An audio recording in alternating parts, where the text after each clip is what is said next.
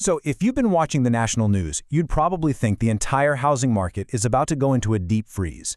But what if I told you that in one major city, things are actually heating up? Today, we're going to break down some fascinating analysis from Indianapolis real estate advisor Cara Conde, who thinks 2026 is shaping up to be a perfect storm for homebuyers in Indy. You've definitely seen these headlines, right? They're all over the place, coming from reports by outlets like CNBC. And it's true. For the first time in a couple of years, U.S. home prices have, on average, dipped. Some big cities are seeing some pretty serious corrections, painting this picture of a market that's finally cooling off. But here's the million-dollar question. Is that what's happening in Indianapolis? I mean, it's so easy to see a big national trend and just assume it applies everywhere.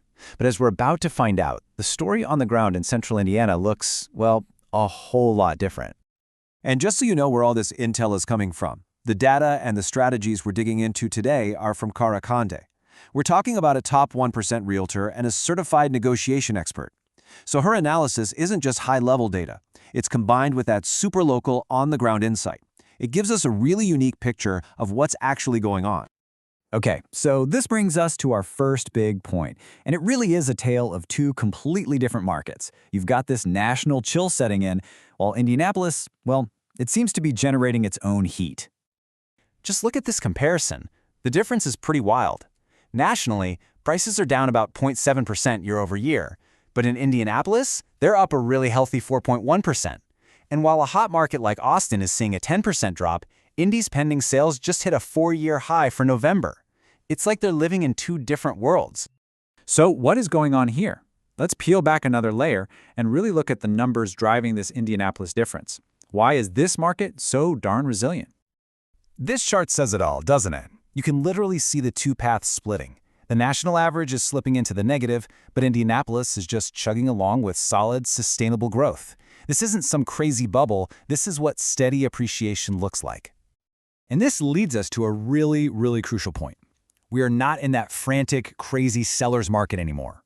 The market has shifted into what the experts call balanced. And for buyers, oh man, this is fantastic news. It means less competition, more room to actually negotiate, and, get this, more time to make the right call. Now, a balanced market is great, but what's the thing that turns this into a true sweet spot for buyers? Well, it all comes down to one single powerful catalyst that's creating this very unique window of opportunity. And here it is, the catalyst. It was the Federal Reserve's decision back in December of 2025 to start cutting interest rates. This is the big one, you know?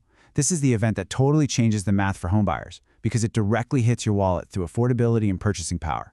And believe me, it's just the start. In the impact, it's immediate. It's real money. That first rate cut, with more on the way, could mean saving around $170 a month on a typical Indianapolis home loan. And hey, that adds up really fast.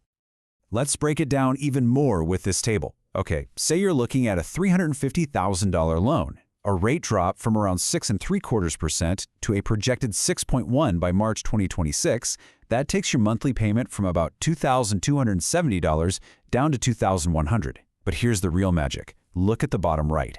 That lower rate means you suddenly have about $35,000 more in purchasing power. You can afford more house for the same monthly payment. That's a game changer. And the good news just keeps coming.